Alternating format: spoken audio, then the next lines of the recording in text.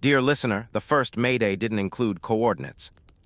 It broke through the bridge speakers in the middle of routine navigation checks, slicing into engine telemetry with a burst of distortion. I was logging fuel efficiency figures when the transmission cut across the channel, sharp and breathless. No vessel name. No location marker. Just a voice strained to breaking. Mayday. Mayday. There the rest dissolved into static. I glanced at the captain, expecting him to dismiss it as interference. The radar display showed nothing unusual. No nearby ships, no collision alerts, just open ocean stretching 60 nautical miles in every direction. We were 3 days from port, steady on course, autopilot holding a straight line through calm water. The ocean looked indifferent. Another emergency frequency flared to life, overlapping signals colliding in chaotic fragments. Avoid all terminals, one voice insisted. Crew turning violent, said another. A third repeated the phrase, quarantine failure, before fatting entirely. The captain increased volume and scanned channels manually. The signals weren't coming from one direction. They were scattered, layered, as though ports along an entire coastline were erupting simultaneously. Then the intercom chimed. Engineering to bridge, someone said, breath tight. We've got a situation below. What kind of situation? The captain demanded. A heavy crash answered before the crewman could. Metal striking metal. Then shouting. The tone wasn't mechanical failure.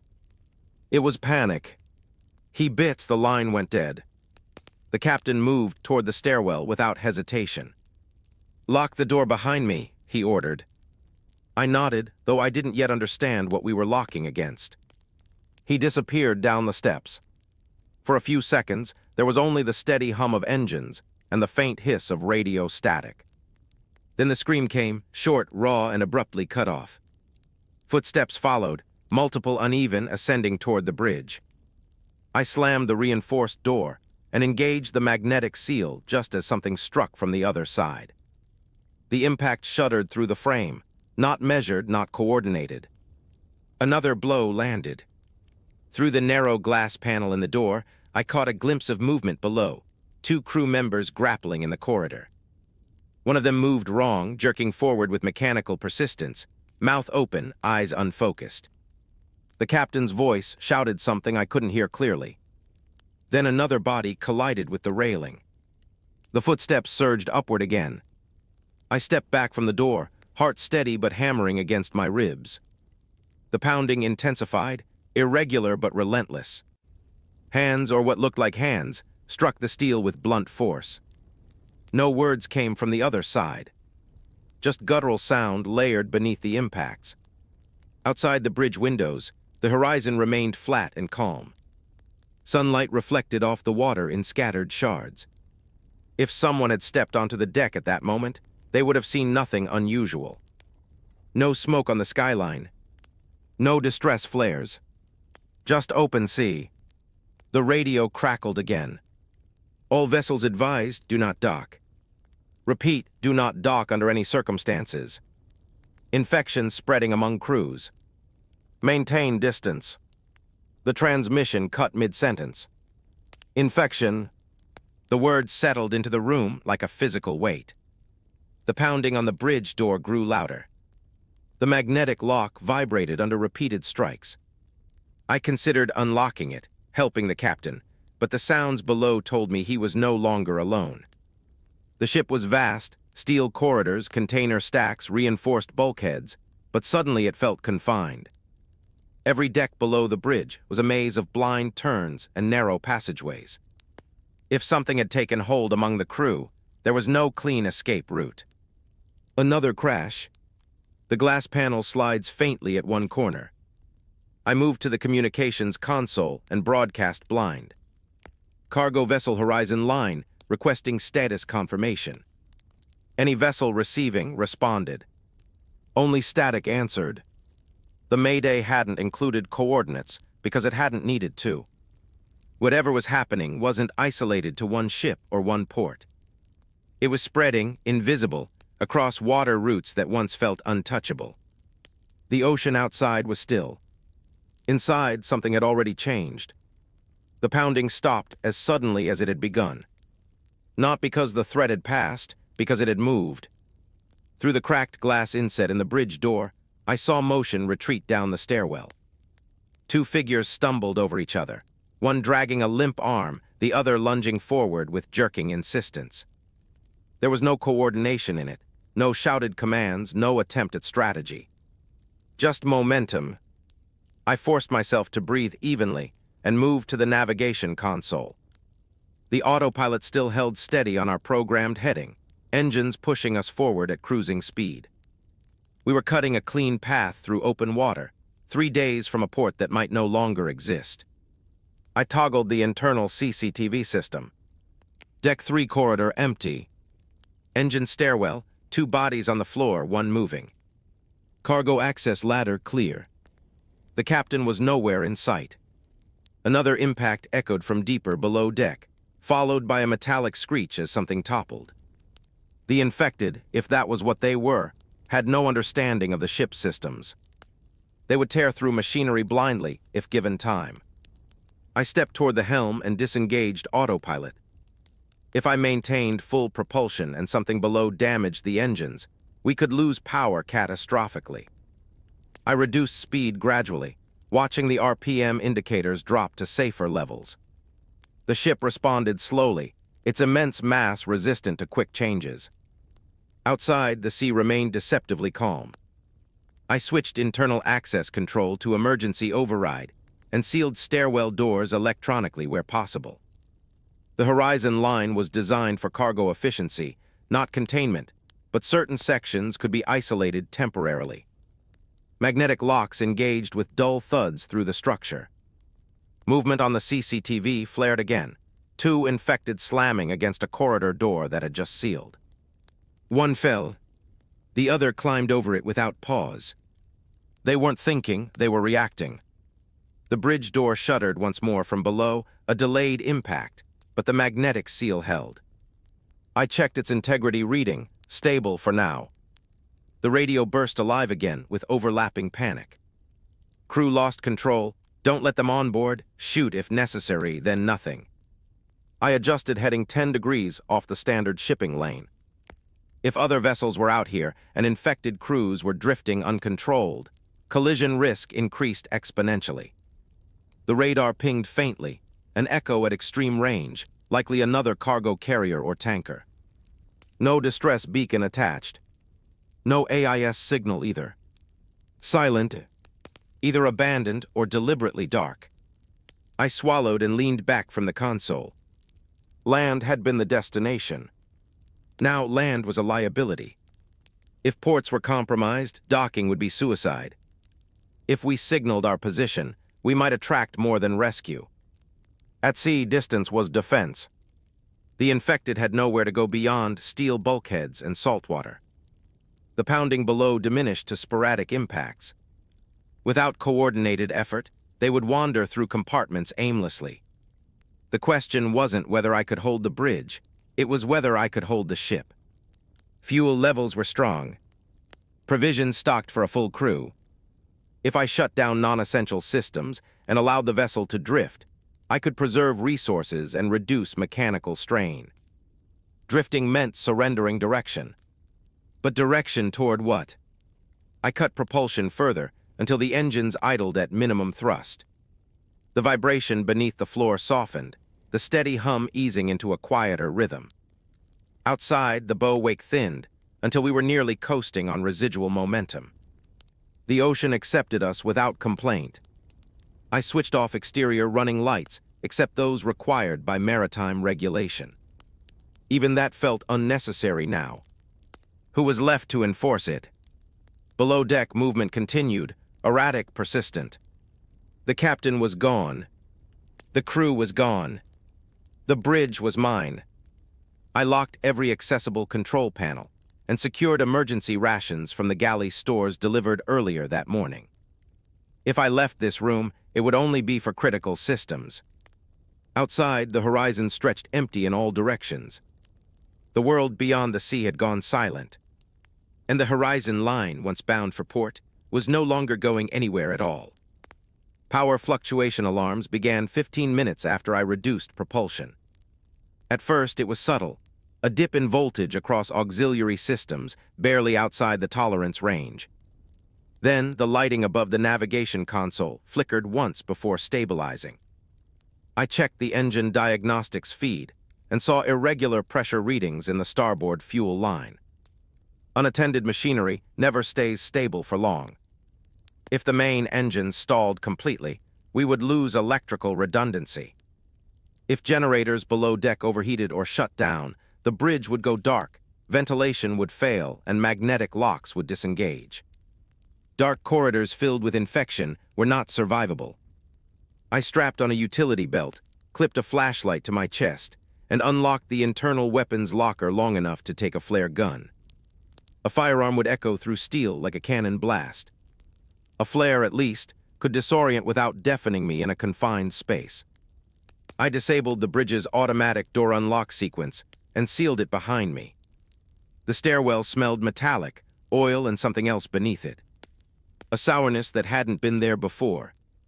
Halfway down, I paused and listened. No coordinated movement. Just distant scraping and occasional impacts, like furniture being shoved blindly. The engine room entrance stood ajar. The safety protocol would normally keep it sealed during operation, but someone had overridden it during the initial panic. I pushed it open slowly. Heat rolled upward, thicker than usual. The engines were still running, but one turbine housing vibrated unevenly. A maintenance ladder lay toppled across the floor. Then I saw the first body. One of the junior mechanics lay twisted near the control panel, throat torn open. Blood pooled beneath him in dark streaks that trembled with engine vibration. I didn't look long. The starboard generator console blinked amber warning lights. Coolant pressure fluctuated. Fuel injection misaligned. If the system ran dry or overheated, the cascade would shut everything down. Footsteps echoed behind the far row of pistons. I moved along the railing carefully, keeping elevation above the lower deck. Between the engine columns, a crewman lurched into view. His uniform was streaked with oil and blood. One arm hung at a wrong angle. He didn't speak. He charged. I stepped back and fired the flare gun downward toward the metal grating between us. The flare ignited in a burst of blinding red, smoke filling the space instantly. The infected recoiled from the sudden heat and light, staggering sideways into machinery. I used the distraction to reach the starboard console. Manual override. I stabilized fuel flow first, then adjusted the coolant intake valve by degrees, watching pressure normalize incrementally. The engines protested with a deeper rumble before smoothing into a steadier rhythm. The flare burned itself out, smoke curling toward ceiling vents. The infected below resumed movement, slower now, disoriented but persistent. I finished recalibrating the secondary generator and switched both systems into balance load mode. Reduce strain. Lower risk of surge. The infected struck the base of the ladder beneath me. Steel vibrated through my boots. I climbed quickly, retreating along the upper catwalk toward the stairwell. Another figure emerged from behind a bulkhead, blocking direct descent. Its face was partially burned from contact with hot piping, skin blistered, but eyes still locked forward. It moved without hesitation. I kicked a loose wrench down the steps, drawing it toward the sound, then slipped around the opposite railing and descended the alternate ladder. The engine hum steadied behind me as I sealed the engine room door once more. Power was stable. For now. The ship groaned softly as it drifted across the open sea. Below deck, infected roamed confined corridors. Above deck, I still had control of the systems. But the heart of the vessel beat in a room I would have to revisit again. And next time, the distraction might not work twice. By the time I reached the upper exterior hatch, the wind had shifted. Not strong, but steady enough to carry salt spray across the bow. I cracked the door slowly and stepped onto the open deck, closing it quietly behind me. The sky was a dull gray sheet, sun diffused behind cloud cover, horizon blurred where sea met air. The ship felt different from above. Without full propulsion, there was no deep mechanical pulse beneath my feet. Just the low, steady roll of water against the hull, and the distant metallic creak of stacked containers adjusting to minor shifts in balance. Then I saw them. 3 figures wandered between container rows near midship, moving in uneven lines, occasionally colliding with steel walls before correcting direction. One stumbled against a cargo lock chain and remained there momentarily, jaw working against nothing. They were trapped by geometry. The horizon line carried hundreds of containers stacked in disciplined grids, forming narrow passageways like industrial alleyways. Those corridors, once efficient for loading and unloading, had become natural choke points. I stayed elevated along the portside maintenance walkway, watching their movement patterns carefully. They did not climb. They did not search. They moved toward vibration and sound. When I shifted my weight too abruptly, one of them turned slightly toward the noise. Not accurately, just enough to confirm stimulus response. Good. Predictable was manageable. I crouched and mapped the deck layout mentally. 4 main container corridors. 2 stairwell access points. Lifeboat stations mounted along both sides. If infected reached the upper bridge stairwell, they could eventually force their way upward through sheer repetition. I needed containment without engagement.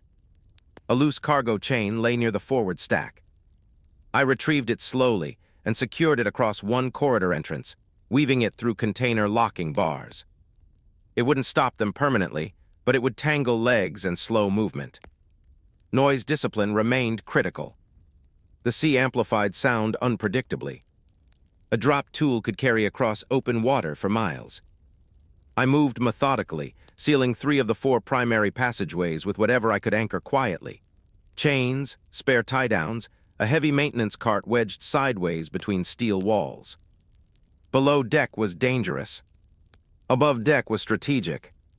The infected remained clustered near midship, circling slowly in overlapping paths. Without active pursuit stimulus, they defaulted to wandering. The ship itself worked in my favor. Steel walls prevented straight-line acceleration. Narrow corridors forced bottlenecks. Elevation gave me a sight advantage. The ocean added another layer. If one fell overboard, it would not swim back. That thought lingered. Risky but effective. I avoided direct confrontation and instead tested environmental deterrence. I kicked a small metal bolt down a distant container lane and watched. All 3 turned toward the sound immediately. They moved as a group now, drawn by impact echoing between steel walls.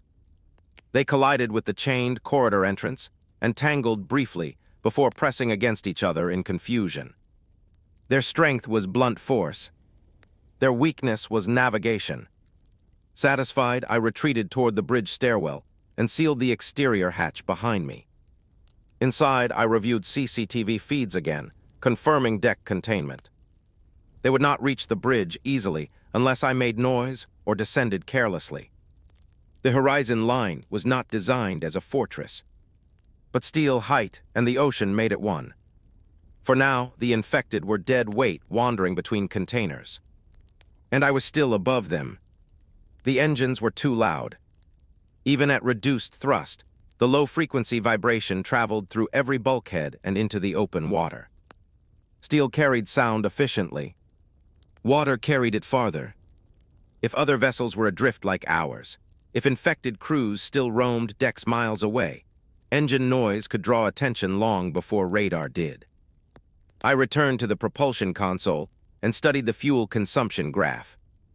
At current idle thrust, we were burning diesel unnecessarily. Direction had already lost meaning. I disengaged the remaining propulsion sequence and began a controlled shutdown. The rumble beneath the floor softened in stages, each drop in RPM reducing the ship's mechanical footprint. Gauges slid downward carefully until the main engines reached standby mode. When the final turbine disengaged, the silence felt unnatural. The horizon line did not stop immediately. Momentum carried us forward through calm water, the bow wake thinning until it disappeared entirely. The ship transitioned from powered motion to passive drift. The ocean accepted the shift without resistance. I monitored the stabilizers next. Without propulsion, roll compensation would weaken. I recalibrated ballast distribution slightly to maintain centerline balance. A drifting cargo vessel without active stabilization could become unpredictable in rough weather. Weather radar showed a system forming far to the south. We would have to endure it without speed. I switched off exterior running lights, except a minimal stern marker. Even that felt unnecessary in an empty sea, but habit lingered. Darkness became an ally. I checked the engine room feed again. The infected still wandered below deck, occasionally striking walls or stumbling over equipment. Without engine vibration stimulating them, their movement slowed. Less purposeful. Noise had been a beacon, silence dulled them. I reviewed fuel reserves. With propulsion offline, consumption dropped dramatically. Generators still required diesel, but at a fraction of the cruising burn rate. At this pace, I could remain afloat for months. Drifting meant surrendering arrival. But arrival might mean death. Ports were compromised. Coastal radio chatter suggested violence spreading through terminals. If we reached shore under power, we might sail directly into collapse. Out here, the sea was neutral. Indifferent. A floating steel island, surrounded by salt and distance. I walked to the forward windows and stared at the open water. No other vessels in sight. No smoke plumes on the horizon. Just wind tracing faint ripples across the gray surface. The ship creaked occasionally as containers adjusted to a new rhythm, without engine vibration beneath them. The sound was softer, less mechanical. We were no longer going anywhere. And that was the point. Drift preserved fuel. Drift reduced sound. Drift bought time. Time was the only resource not measured in gallons. Below deck, infected wandered blind corridors. Above deck, steel stood between me and the ocean. I powered down non-essential systems one by one. Navigation lights dimmed. Galley refrigeration reduced to minimum load. Crew quarters ventilation cut entirely. The horizon line became smaller internally, shrinking to core systems and one occupied bridge. A cargo ship designed for constant movement was now a stationary presence in vast water. I leaned back in the captain's chair and listened. No engine roar. No distant port chatter. Only wind and waves against the hull. The world had turned violent somewhere beyond the horizon. Out here, we would drift until it either found us or forgot we existed. The barometer began falling before sunrise. Not dramatically, just enough to shift the tone of the air. Wind direction adjusted 5 degrees west, and the surface of the water lost its glassy calm, tightening into short, nervous ripples. Drifting meant no outrunning weather. Under propulsion, I could have angled into the swell and reduced roll impact. Now, the horizon line was subject to whatever direction the storm chose to approach from.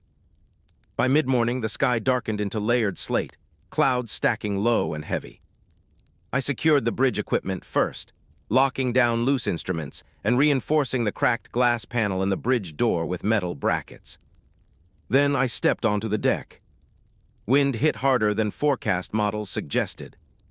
Container stacks rose above me like steel towers, their edges catching gusts that whistled through the narrow corridors I had barricaded earlier.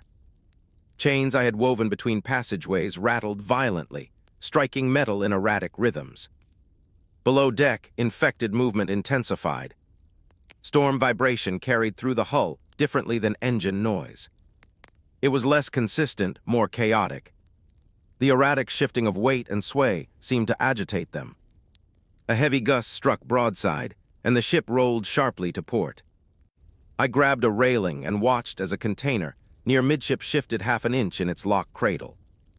Not enough to break free, but enough to warn me. If even one fully loaded container tore loose, it could smash through adjacent stacks and destabilize the entire vessel. I moved quickly, climbing toward the upper locking rails. Securing cargo alone in a rising wind was reckless, but waiting until the storm peaked would be worse. Rain began as a fine mist, then thickened into driving sheets. Visibility shrank. The horizon disappeared behind a gray wall. The ocean rose. Waves struck the hull with hollow concussions, water spraying over the lower deck and racing between container rows like shallow rivers. I secured 2 additional tie-downs where I could reach them safely and retreated toward the bridge stairwell. Another roll hit harder than the last. Somewhere below deck, something heavy crashed against a bulkhead. The infected would not understand the shift. They would be thrown against walls, broken against steel, and still rise. I sealed the upper hatch behind me and braced at the helm. Without propulsion, the ship yawed unpredictably, the nose turning with the wave direction rather than against it. I adjusted ballast manually, redistributing weight to counter excessive roll, watching stabilizer readouts climb toward maximum tolerance. The storm intensified into a full gale by afternoon. Lightning cracked across the sky, illuminating container stacks in stark white flashes. Thunder followed seconds later, shaking the bridge glass. Power flickered. I checked the generator load. Stable for now. The ship groaned under strain, steel flexing with each impact. The infected below deck had grown quieter, perhaps thrown into confined spaces or pinned beneath debris. The ocean had taken priority over them. Water slammed against hull plating with relentless force. Spray climbed nearly to bridge height during the largest swells. I reduced generator output slightly to preserve fuel in case of an extended drift through the storm system. No sense burning reserves while fighting physics. Hours blurred into one continuous sequence of impact, roll, and vibration. By nightfall, the worst of it began to pass. Wind dropped from a screaming gale to a hard gust. Rain tapered into scattered bursts. I stepped cautiously back onto the deck after securing internal systems. The containers still stood. Chains strained but intact. No major displacement. Below deck, distant movement resumed. The infected had survived the storm. So had the ship. Drifting meant vulnerability to weather, but the steel had held. And the ocean, having tested us, moved on without apology. The storm left more than scattered debris. It left a rhythm change. By mid-morning, I noticed a subtle list to starboard that hadn't been there before. Not dramatic, not enough to trigger automatic ballast correction alarms, but enough to shift how the bridge horizon sat in the window frame. I checked the ballast readout. Starboard aft compartment showing a minor weight increase. Not fuel, not intentional. Water. I moved quickly to the lower deck access panel and checked the bilge alarms. One sensor blinked amber, not red. Slow intrusion. Not catastrophic yet. Storm-driven debris must have struck the hull below the waterline. A container corner. Floating wreckage. Something heavy enough to dent steel plating. If the breach widened, the ship would take on water unevenly. Without a full crew to manage pumps, minor flooding could become a fatal imbalance. I armed myself with a flashlight, utility knife, and a portable pump unit before descending. The lower compartment smelled different, salt sharper in the air, metal damp. I stepped through ankle-deep water near the aft maintenance corridor. It wasn't pouring in. It was seeping steadily from a seam along the starboard bulkhead. A hairline split in the plating, no wider than a coin. But water doesn't need width, it needs time. Behind me, a dragging sound echoed through the narrow corridor. One of them. The infected must have been thrown into this lower section during the storm, trapped between compartments. I turned the flashlight beam slowly. A crewman in soaked coveralls lurched into view from behind a storage rack, movement sluggish but determined. Water lapped against his boots as he staggered forward. Confined space. No clean retreat. I kicked a loose metal tool across the flooded floor to my left. The splash redirected him briefly, buying seconds. I stepped sideways and shoved a rolling equipment cart hard toward his legs. He fell into the shallow water with a heavy splash, arms thrashing blindly. I didn't wait. I reached the breach and pressed a temporary rubber patch over the split seam, bracing it with a manual clamp from the repair kit. The water flow slowed but didn't stop completely. I activated the portable pump, running the hose toward the corridor drain. It whined to life, drawing water steadily out of the compartment. Behind me, the infected was pushing itself upright again. Water resistance slowed it. I grabbed a loose fire extinguisher and shoved it forcefully against his chest, forcing him back into the rack corner. The metal frame pinned him momentarily between steel beams. Enough time.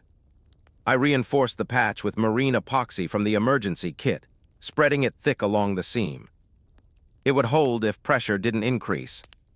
The pump continued pulling water down to manageable levels. The infected clawed free from the rack, but slower now, movements impeded by flooding and debris. I retreated toward the ladder, climbing upward 2 rungs at a time. The compartment was stabilized, for now. Above deck, the ship still drifted, unaware of the weakness below its surface. On the bridge, I recalibrated ballast again to counter residual water weight and set the bilge pump system to continuous monitoring mode. The hull had taken a hit. Not fatal, but warning enough. The storm had been one enemy. The ocean beneath us was another. And steel, no matter how thick, only lasts as long as maintenance keeps it whole. I smelled it before I saw it. Not smoke at first, just something sharp and wrong cutting through recycled air. Burnt grease mixed with overheated wiring. I looked up from the ballast monitor and saw a faint haze gathering near the ceiling vents on the bridge. Fire. I sprinted down the interior stairwell toward the galley. The door was ajar. Inside, one of the overhead lights flickered violently, sparks dropping onto a stainless steel prep counter below. A deep fryer, left powered earlier during reduced load adjustments, had shorted when the generators surged post-storm. Oil inside the basin had ignited. Flames climbed the tiled backsplash in quick, hungry waves. The ventilation system had carried smoke into upper decks, turning corridors into narrow tunnels of gray. I grabbed the nearest fire extinguisher from the wall bracket and pulled the pin. Grease fire. No water. I aimed at the base of the flames and squeezed. White suppressant foam blasted across the fryer and countertop, choking oxygen and dampening the blaze. For a moment, it seemed under control.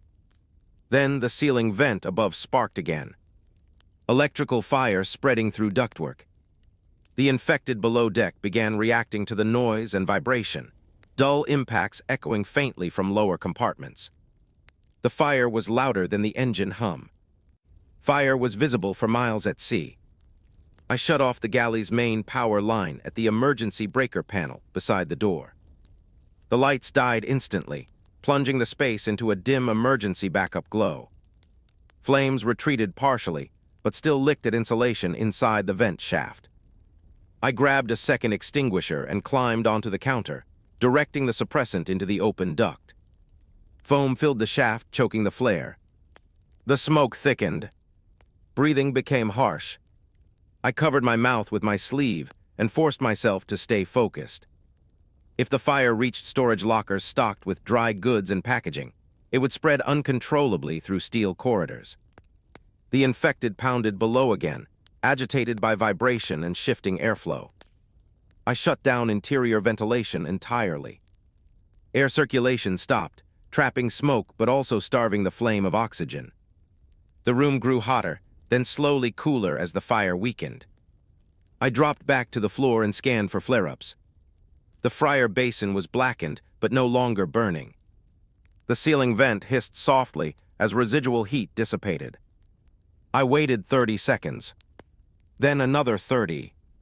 No reignition. I moved quickly to seal the galley door and marked it temporarily off-limits until the smoke cleared. The extinguishers were nearly empty now, 2 gone from a limited supply. I checked adjacent corridors for spread. Walls warm but intact. No active flame beyond the initial zone. On the bridge, faint smoke still lingered near the ceiling panels. I cracked a minimal ventilation line, just enough to vent outward through upper exhaust ports, careful not to create a visible plume from outside. The ocean reflected a dull gray sky, unaware of the near disaster inside the hull. Below deck, the infected had quieted again. The ship smelled of foam, oil, and burned insulation. Fire aboard steel is different from fire on land. It doesn't consume wood and fabric. It turns corridors into chimneys. It suffocates before it spreads. I leaned against the galley wall and steadied my breathing. The storm had tested the hull. The breach had tested the structure. The fire had tested reaction time. The horizon line still floated. Still drifted. But the margin for error was narrowing. And every emergency cost something I couldn't easily replace. I saw it just after dawn, a silhouette against the horizon, barely visible through low haze. At first, I thought it was a cloud shadow, sitting oddly on the waterline. Then the radar confirmed it, a mass at range, slow drift pattern, no active transponder. Another cargo ship. I adjusted the long-range scope and zoomed in carefully. Container stacks, similar height to ours. Slight list to port. No running lights. No wake. Just floating. I switched to an open radio frequency and transmitted. Unidentified vessel bearing 085 degrees. This is horizon line. Respond. Static. No acknowledgement. I scanned the deck through binoculars. At first, nothing. Then movement. A figure stepped between containers near the bow. Slow. Irregular. Not the crew performing maintenance. Another shape emerged near the superstructure stairwell. They moved like the ones below my deck. The ocean had not isolated us, it had duplicated us. I checked fuel reserves and distance estimation. The vessel was approximately 4 nautical miles away and drifting along a similar current line. If I restarted propulsion briefly, I could close the gap within an hour. Risk calculation ran quickly in my head. Boarding meant potential supplies, fuel, medical stock, food. Boarding also meant entering another steel maze filled with infected. I watched longer. The ghost vessel's hull bore scrape marks along the starboard side. Possibly collision damage. No visible fire damage. Containers appeared mostly intact. No signs of organized human presence. If survivors remained aboard, they would have responded to the radio. Unless they were hiding. I considered signaling with a flare, but that would expose my own operational status. Instead, I reduced my ship's profile further. Exterior lights remained off. Engines silent. We drifted closer gradually through current alignment alone. The infected on the distant deck stumbled aimlessly, colliding with container corners and railings. One fell near the edge and did not rise. Overboard. The sea took it without resistance. That confirmed one thing: they could not swim. The water was a barrier. If I boarded carefully and maintained an exit route via lifeboat, I could retreat instantly if overwhelmed. I moved to the equipment locker and gathered rope, a grappling hook, portable fuel containers, and 2 remaining flares. Minimal noise. Maximum mobility. I checked weather conditions again. Wind moderate, swell manageable. Lifeboat deployment would be risky but feasible. Through binoculars, I counted at least 6 infected visible on deck. Unknown how many below. I shifted my heading slightly using auxiliary thrusters, aligning us closer without a full propulsion restart. Slow approach. The ocean between us narrowed gradually.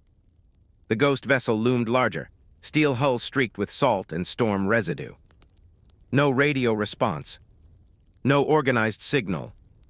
Just drifting steel carrying whatever had consumed its crew.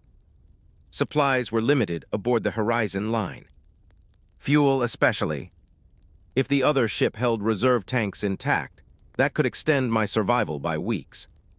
Weeks mattered. I secured the bridge and moved toward the lifeboat station, heart steady but alert. The ocean had given me distance. Now it was offering opportunity. Whether that opportunity was salvation or escalation remained to be seen. But drifting forever was not a plan. And steel against steel, I would have to choose. I lowered the lifeboat in stages. The davit cables creaked as the small, enclosed craft descended toward restless water. I timed the release between swells, dropping the last few feet cleanly before unhooking and pushing away from the hull. The horizon line towered above me as I throttled the lifeboat's small engine at minimal output. Noise discipline mattered. Too much engine roar might draw movement to the railings of the ghost vessel before I was ready. The distance closed faster than expected. At sea, scale distorts perception. What looked miles away became immediate without warning. The abandoned cargo ship rose from the water like a silent wall. No wake, no lights, just salt-streaked steel and stacked containers. I circled once to assess hull integrity. The scrape along the starboard was deep but not catastrophic. No visible flooding at the waterline. I aimed for a midship ladder, partially hanging near the water. As I cut the engine and let momentum carry me closer, I scanned the deck above. 2 infected staggered near the portside container stack. None directly overhead. I secured the lifeboat with rope and climbed. Each rung felt louder than it should have, metal tapping against boot soles in a hollow rhythm. I crested the deck slowly and rolled onto the steel surface without standing immediately. The smell hit me first, decay mixed with salt. The infected near the port side had not noticed me yet. They wandered between container rows in overlapping loops. I moved in the opposite direction, toward the superstructure. The deck was littered with dropped equipment, helmets, gloves, a bent wrench near a maintenance hatch. No signs of organized resistance. The infection had overtaken them fast. Inside the superstructure door, I paused. Narrow corridors, steel walls, sound amplified unpredictably. I stepped through and moved toward engineering storage first. Fuel. If their tanks were intact, I could siphon reserve diesel. The generator room was silent. Power is completely dead. Emergency lights flickered faintly off a dying battery. I located auxiliary fuel storage and confirmed the gauge, nearly 70% full. Enough to extend my ship's endurance significantly. I worked quickly, filling portable containers and sealing them tight. Each one heavy enough to slow movement, but manageable in pairs. Footsteps echoed somewhere above. Not steady. Dragging. An infected moved across the upper deck, likely responding to subtle vibration. I avoided stairwells and instead exited back to deck level to ferry fuel down the ladder to the lifeboat in increments. 3 trips. On the 4th, one of them appeared at the edge of the container row closest to me. Too close. Its head snapped slightly toward my movement. I dropped one container deliberately across the deck, farther from my position. The clang rang sharp across the steel. It turned instantly and moved toward the noise. I retreated to the ladder and descended quickly, lowering fuel containers into the lifeboat before it could reach the railing. Another infected stumbled into view behind it. They crowded the edge awkwardly, hands grasping at empty air as I pushed the lifeboat backward with my foot. One lost balance and toppled overboard. The splash was heavy. No resurfacing. The sea swallowed it without ceremony. I restarted the lifeboat engine, only once I had drifted far enough to avoid immediate reach. As I navigated back toward horizon line, I glanced over my shoulder. The ghost vessel remained where it was, still drifting, still populated by steel and the dead. But now it has given me something. Fuel. Time. The ocean had not emptied, it had multiplied the threat. But it had also multiplied the opportunity. Back at my ship, I hoisted the containers aboard and secured them below deck. The risk had been real, but drifting forever without reinforcement was not survival. It was delayed, and delay only works when you use it. The coastline appeared as a shadow before it became geography. At first, it was only a darker line against morning haze, barely distinguishable from low clouds. Then radar confirmed a solid mass ahead, broad, unmoving, stretching beyond the limits of the screen. I hadn't adjusted heading in days. Currents had done it for me. The horizon line had drifted gradually toward the continental shelf without propulsion, pulled by invisible forces beneath the surface. The ocean had direction even when I didn't. I stepped closer to the forward glass and raised binoculars. Smoke, thin columns rising inland, irregular and distant. Not organized harbor traffic. Not a controlled industrial burn. Something had burned and continued to burn. I checked nautical charts quickly. We were approaching a secondary port city, not one of the major hubs mentioned in fragmented radio chatter weeks ago. Smaller terminals, less infrastructure, less chaos maybe, or less defense. Fuel reserves were stronger now, thanks to the Ghost vessel. I had enough to power engines at low thrust and change course entirely, pushing back into open water and away from shore. Away from concentration. But land meant more than ports. It meant freshwater sources beyond storage tanks. Medical facilities. Potential survivors. It also meant infection density multiplied by population. I scanned the coastline again. No visible vessel traffic near the harbor mouth. No active lighthouse beacon. No radio response when I transmitted local channel frequency. Silence, but smoke meant activity. Below deck, the infected aboard my ship continued their slow wandering, reduced in number after the storm and accidents. They remained contained. If I docked, they would remain trapped inside steel corridors unless I deliberately released them. But docking meant risk of boarding, infected or human. I adjusted heading slightly with auxiliary thrusters to slow our approach angle, not committing yet. The hull cut a gentle arc through the water, reducing direct drift toward the harbor entrance. The city skyline emerged faintly through the haze. Several buildings bore blackened scars along upper floors. One crane at the container terminal leaned at an awkward angle. I imagined stepping onto solid ground again. Felt it in memory, stable concrete under boots instead of shifting steel. But stability could be an illusion. At sea, threats were visible. On land, they could be everywhere. I checked binoculars again. Movement along the dock. Small figures near the waterline. Too far to confirm clearly. Too many to ignore. I cut thrusters and let the ship slow again, anchoring just beyond visible harbor range. The chain rattled as the anchor dropped, plunging downward until tension caught. The horizon line settled into a stationary position offshore. Close enough to see land, far enough to avoid immediate contact. I remained on the bridge for hours, watching through shifting light. Smoke continued rising. No organized rescue signal appeared. No patrol boats emerged. The coastline was alive, but not orderly. The ocean behind me remained open and endless. Fuel meant I could choose. Land offered unknown variables. The sea offered controlled isolation. I leaned back in the captain's chair and studied both horizons. One promised answers, the other promised survival. And for now, I wasn't sure which one mattered more. They didn't approach from the harbor. They came from open water. A small, fast-moving vessel appeared on radar just after noon. Low profile, high speed, angling directly toward my anchored position. No distress signal. No AIS identifier. Just movement with intent. I killed all non-essential systems immediately. Exterior lights were already off. Engines silent. Only minimal bridge electronics were active.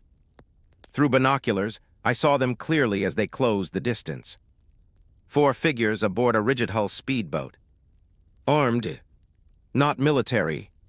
Not the Coast Guard. Improvised weapons and long guns held open, scanning the deck of Horizon Line. They weren't drifting, they were hunting. I stepped back from the window and lowered my profile behind the console. If they believed the cargo ship was abandoned, they would attempt boarding quickly. If they suspected resistance, They would test from a distance first. The speedboat circled once, studying the hull. One of them shouted something I couldn't hear over the wind. They saw the anchor chain. They knew we were stationary by choice. The boat angled toward the midship ladder I had used earlier. I moved fast, down the interior stairwell into the ballast control room. If I couldn't outgun them, I could outmaneuver them. I began pumping starboard ballast tanks aggressively while venting the port side slightly. The horizon line responded slowly at first. Then gradually, a subtle list began forming. Above deck, I heard metal clang as a grappling hook struck the railing. They were boarding. The list increased to 5 degrees. 10. Not dangerous, but unstable enough to make climbing difficult. Voices shouted sharply outside. Boots slipped on angled steel. One of them fired a warning shot upward. The sound cracked across open water. Below deck, infected stirred at the noise, impacts echoing faintly from sealed corridors. Good. Noise worked both ways. I increased ballast shift further, until the deck tilt forced unsecured objects to slide slowly toward the port side. A loose maintenance cart began rolling across the deck toward the starboard rail. The pirates hesitated. One attempted to climb regardless, losing footing halfway and dropping back into the speedboat with a curse. I reversed ballast flow suddenly. The ship corrected sharply back toward level, momentum shifting under their hands and feet. One pirate who had gained partial footing slammed against the container wall as the angle changed unexpectedly. Chaos favored me. They shouted again, more agitated now. I triggered the ship's foghorn. Once, long, the blast erupted across open water like thunder. The pirates flinched visibly. Below deck, infected, erupted into frantic movement at the vibration, pounding against sealed corridors and bulkheads. The sound was massive. Unignorables. The pirates looked at each other. This wasn't a passive, derelict vessel. It was alive. After a brief exchange, they abandoned the attempt. The grappling hook fell back into their boat. The engine roared. They circled once more at a distance, before accelerating away toward the coastline. I leveled ballast carefully and restored internal balance. Silence returned slowly. The infected below settled again into erratic wandering. The ocean resumed its indifferent rhythm. They hadn't flown any flag. No insignia. No pretense of rescue. Just opportunity hunters on open water. Steel and height had protected me. Noise had done the rest. I returned to the bridge and watched until their vessel disappeared into the haze. Anchored near land meant visibility. Visibility meant attention. The ocean no longer felt empty, it felt contested. I didn't wait for them to come back. As soon as the speedboat disappeared into the coastal haze, I began preparing to move again. Anchoring near land had made me visible. Visible meant vulnerable. I powered up the auxiliary generators first, bringing systems online without igniting full propulsion. Gauges stabilized one by one across the bridge console.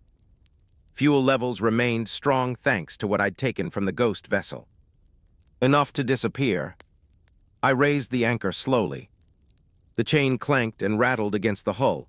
Each metallic strike sounded louder than it should have. I winced at the noise, imagining it carrying inland. But lingering was worse. Once the anchor cleared the water, I rotated the bow gently away from shore using thrusters only, keeping engine RPM low. No wake. No dramatic surge. Just a gradual drift, redirected toward the open sea. I shut down exterior running lights entirely. Regulations no longer mattered. Visibility was death. The coastline receded slowly behind me, the smoke thinning against the horizon until it blurred into a cloud. I cut propulsion again after gaining sufficient distance and allowed the current to take over. Running silent, the ship moved without announcing itself. Below deck, infected remained confined, their numbers reduced through storm, accident, and neglect. They no longer pounded with urgency. Without fresh stimulus, they wandered in fatting cycles. I restricted interior lighting to red emergency strips only. From outside, the horizon line would appear abandoned. No bright bridge windows. No mast lights. Just dark steel floating in vast water. I checked radar constantly for returning fast approach vessels. Nothing. Only scattered echoes at extreme range, likely debris or distant ships maintaining equal caution. The ocean felt larger again once the shoreline vanished. Less complicated. No smoke columns. No armed opportunists. Just the horizon. Fuel projections showed I could maintain minimal generator output for months. Food stores remained stable. Water desalination systems operated efficiently at low load. Long-term sustainability at sea was possible. Lonely but possible. I walked through the upper deck at dusk to confirm containment. Container rows cast long shadows under a fatting sky. The air smelled of salt and rust rather than smoke. One infected stood near the midship rail, staring outward at the water. It swayed slightly with the ship's motion, but made no attempt to climb. Trapped by geometry. Like me. I returned to the bridge and sealed the hatch behind me. Running silent meant accepting isolation as a strategy. No radio broadcast. No distress flare. No approach toward lights. The world beyond the sea might still burn. But out here, distance was armor. I powered down the radar for short intervals to reduce electronic signature, switching to visual scans instead. Darkness swallowed the ship fully by midnight. Stars emerged overhead, unobstructed by city glow. The horizon line drifted unseen across black water. No engines. No lights. No signal. Just steel and current. Land had offered possibility and danger. The sea offered solitude and control. For now, control mattered more. The coastline returned 3 days later. Not the same port. A different stretch, less industrial, more broken shoreline than structured harbor. Cliffs and scattered buildings rather than container cranes. I hadn't aimed for it, currents had. The sea doesn't drift randomly forever. It delivers eventually. Through binoculars, I studied the terrain carefully. No obvious dock infrastructure. No visible patrol craft. A small marina half collapsed against a rock outcrop. Several pleasure boats tangled together, hulls cracked and listing. Smoke rose farther inland, thinner than before. Not active fires, residual burn. The infected below deck had thinned to isolated stragglers. Starvation and injuries had reduced their numbers significantly. If I wanted to clear the ship completely, now was the time. But clearing meant noise. Noise meant attention. I throttled the engines briefly to reposition and dropped anchor a safe distance offshore, deeper water beneath the keel. Close enough to observe, far enough to retreat quickly. I watched the shoreline through the slow afternoon light. Movement appeared near the marina. Small figures, not wandering like infected. Purposeful. One knelt near an overturned boat, working at something mechanical. Another stood looking out. Survivors, or organized scavengers. I didn't signal. Not yet. Steel had kept me alive. Distance had kept me unseen. Contact could mean alliance. Contact could mean vulnerability. The pirates had proven that. The sea behind me remained open. Fuel reserves are healthy. Food is sustainable. I could turn away again. Drift past this coast and let it disappear like the last. But long-term survival required more than steel and saltwater. Maintenance parts would degrade. Medical supplies finite. One injury without assistance could end everything. On deck, the wind shifted toward the shore, carrying a faint scent of smoke and something else. Wood fire. Controlled. Not chaotic. I studied the shoreline group again. They had built a signal fire near the rocks. Small. Contained. Intentional. They were signaling someone. Perhaps each other. Perhaps any vessel offshore. I stepped back from the glass and weighed the equation. Isolation had been a shield, but isolation had also been stagnation. The horizon line could remain a fortress indefinitely, until parts failed. Land offered risk. Land offered renewal. I loaded a single flare into the launcher. One signal. Not aggressive. Not desperate. Measured. I stepped onto the deck and fired upward. The flare arced red against the fatting sky, burning bright before descending slowly toward the sea. Onshore, figures froze. Then one raised an arm. Not a weapon. A wave. No gunfire. No rush toward boats. Just cautious observation.